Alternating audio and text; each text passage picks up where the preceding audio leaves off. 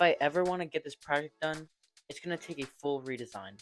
I'm not using the drill's speed to its full potential and made the top hats of the old layouts way too small. So for the fourth design, I'm going to base the coaster off of Top Thrill 2 at 0 point with its more classic style top hat that will hopefully give the coaster both more height and more speed. After taking down my last failed attempt, I immediately started work on the support tower of the top hat. Since Top Thrill 2's launch track is angled up a little bit, I also want to do the same on my coaster. I also have the old supports saved, and I'll be gradually taking these angled supports from here when they are needed on the new model.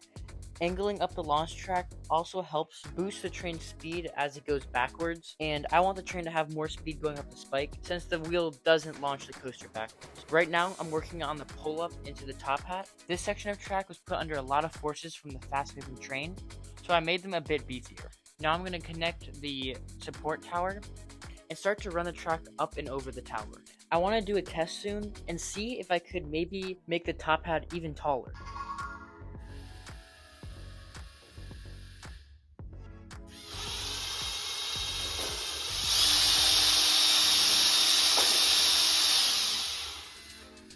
From that test, the train was flying over the top, so I'm going to definitely increase the height. Layout-wise, the only parts that resemble Top Thrill 2 is the swing launch, the spike, and the top hat. But the rest of the layout is going to be extended and have a really cool element coming up and a bunch of large swooping turns.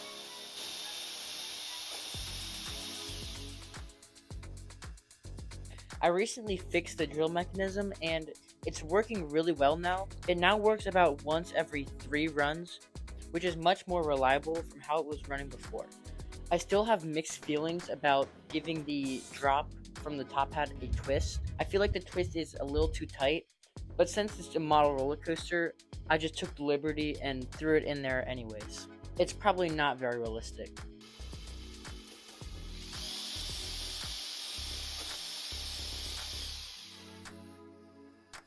Okay, time to build a crazy element. In my research for designing a launch coaster layout, I came across this really compact roller coaster in China called Beyond the Cloud, and it has this insane high-speed 0G roll right after its top hat, and I wanted to do the same for my model. I made sure to make this element really long to make it somewhat realistic. I also gave the element heart lining. The inversion was under a lot of stress from the trains. It's just such a high-speed element. So I spent more time giving this inversion much stronger supports.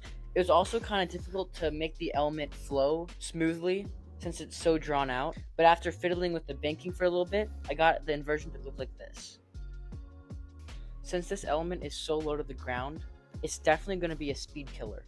So the next test run is going to be very important for knowing how much speed I have remaining for this layout.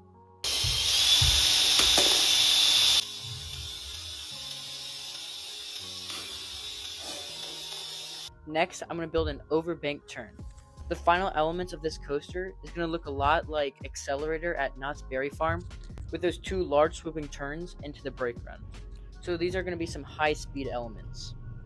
Planning ahead, I want to thread the brake run through the middle of this element, so I'm going to extend this clearance so I have more room to build. This Overbanked Turn reminded me a lot of the one I built for Mr. Freeze, the reverse blast coaster, especially the banking. Near the top of the element is where the banking goes more than 90 degrees. I also later strengthened this element with triangular supports. Not only does it make it look really cool, but it also strengthens it a lot more. During the test, this element was really flimsy, so it really needed that custom support treatment.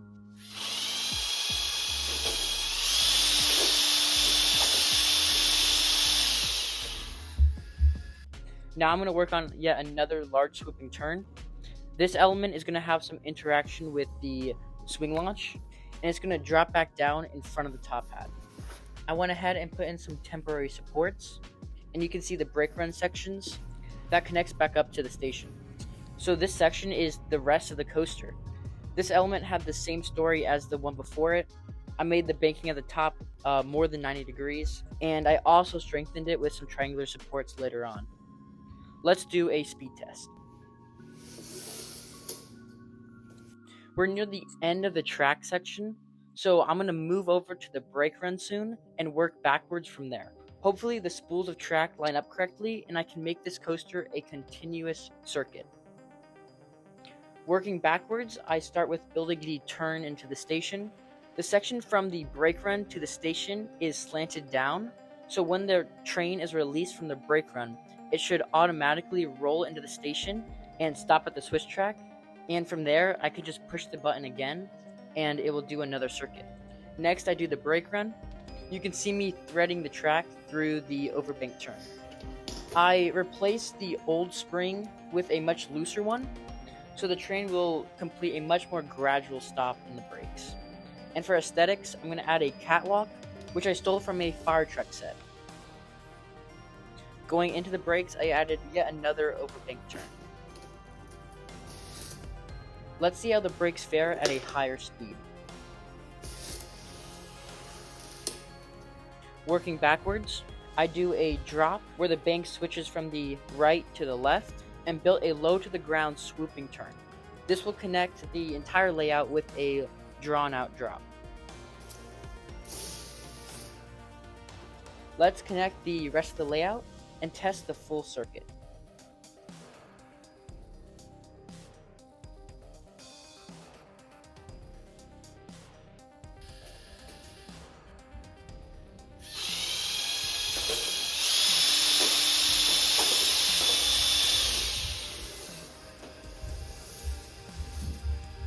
With that success, I just want to add a few more finishing touches. I added triangle supports on both the overbanked turns. And just like that, after 3 months, this project is finally complete. Enjoy some of the final test runs of this video.